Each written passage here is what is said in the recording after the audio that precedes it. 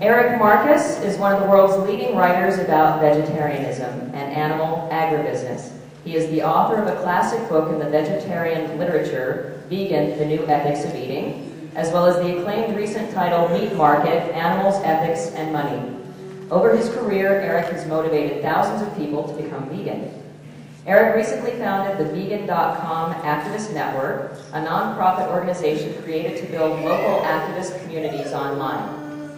Through Vegan.com, Erik produces and hosts a regular podcast about vegetarianism and activism. Erik lives in Lake Tahoe, California. Please welcome Erik Marcus.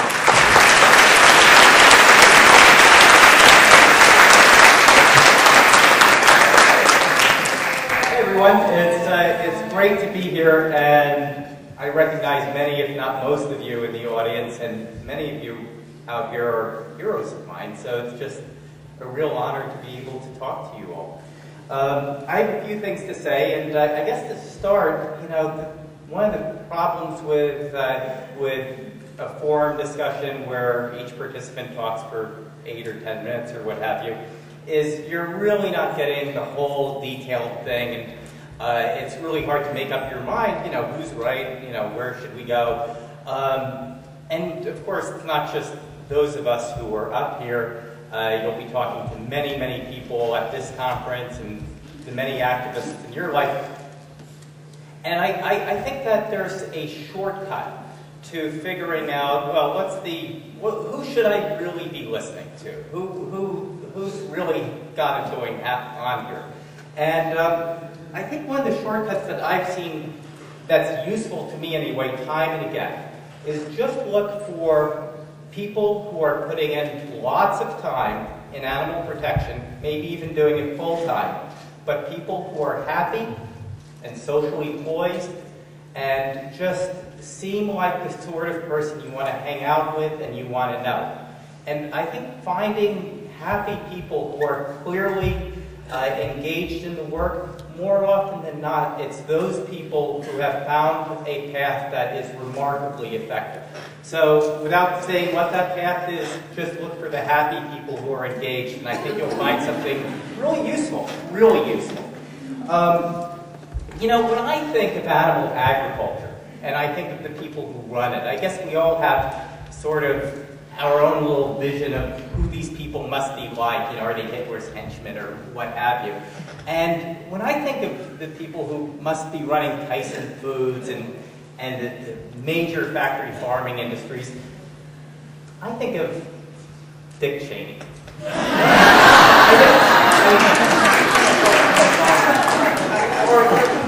or a close relative. And when you think of somebody like Dick Cheney and men of his ilk, you think, what would Dick really like?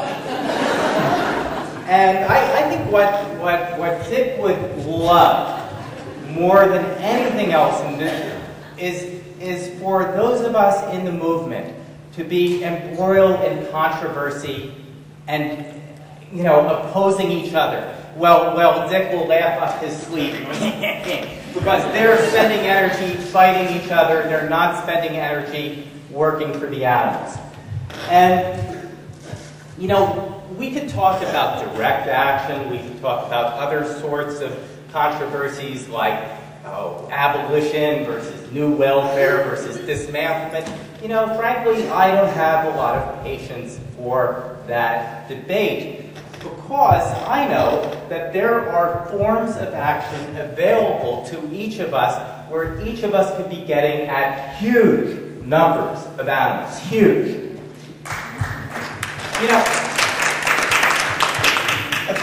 Clinton used to say, the economy's stupid.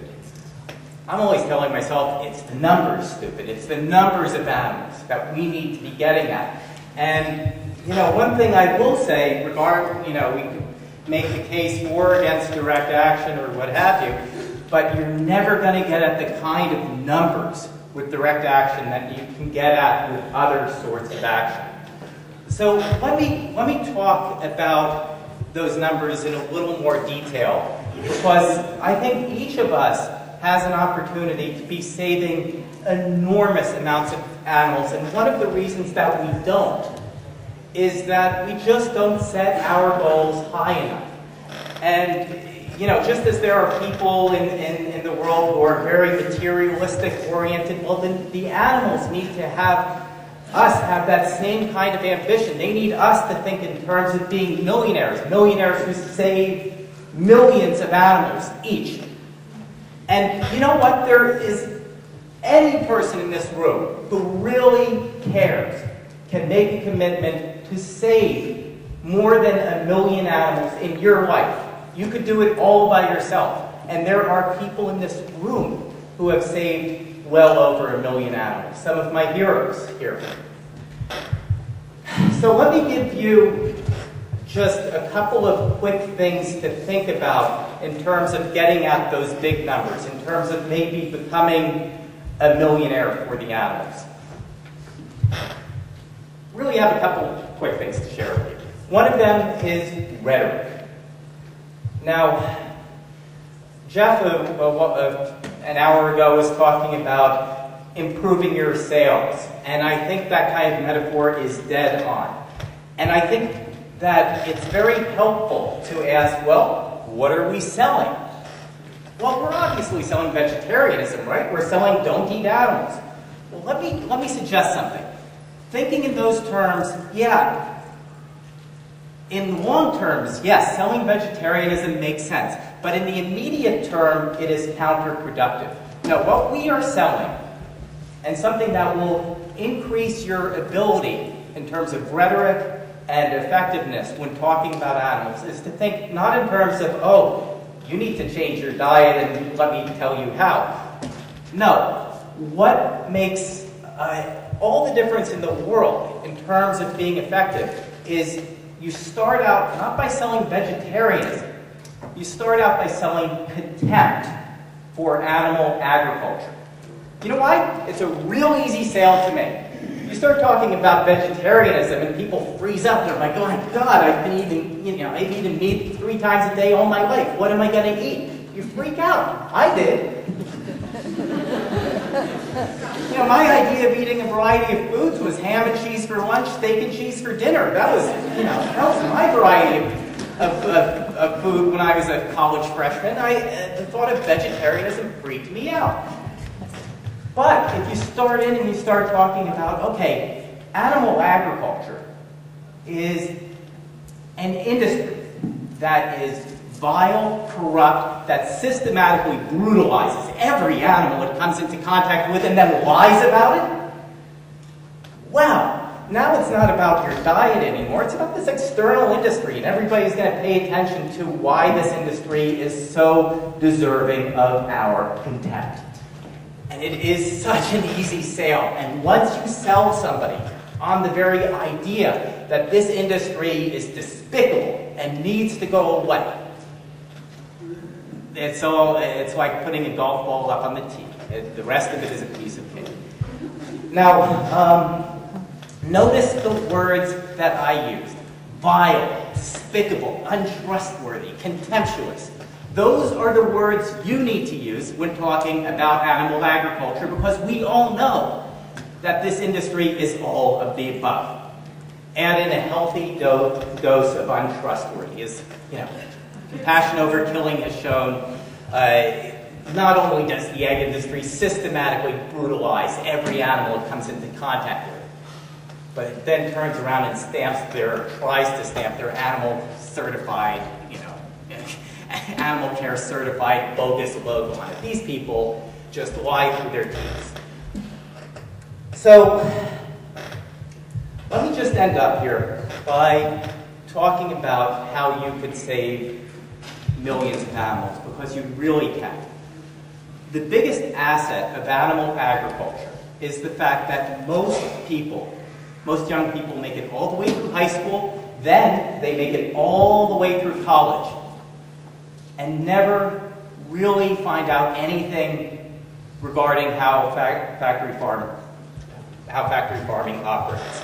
Now, one of the things that's really exciting is you see groups like Compassion Over Killing and Mercy for Animals and vegan outreach with their incredible literature going out and making systematic efforts to get into every college campus. You see, if we accomplish anything as a movement over the next few years, what we need to do is we need to make it impossible to graduate from high school and especially college without at least finding out about factory farming.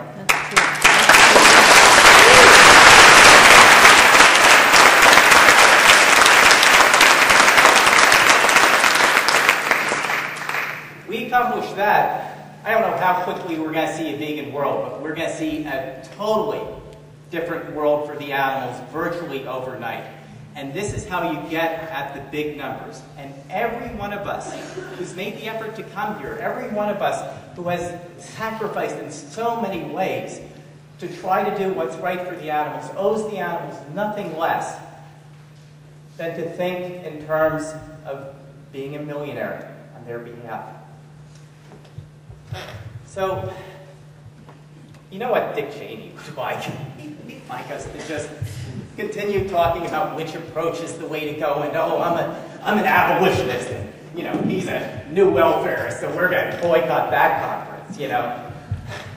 Dick Cheney would love that, and so would his peers in animal agriculture. We can't fall for it. We have something against the industry. We have identified perhaps their core asset, and it is an asset that is easily stripped away by anyone who makes the effort. Thank you.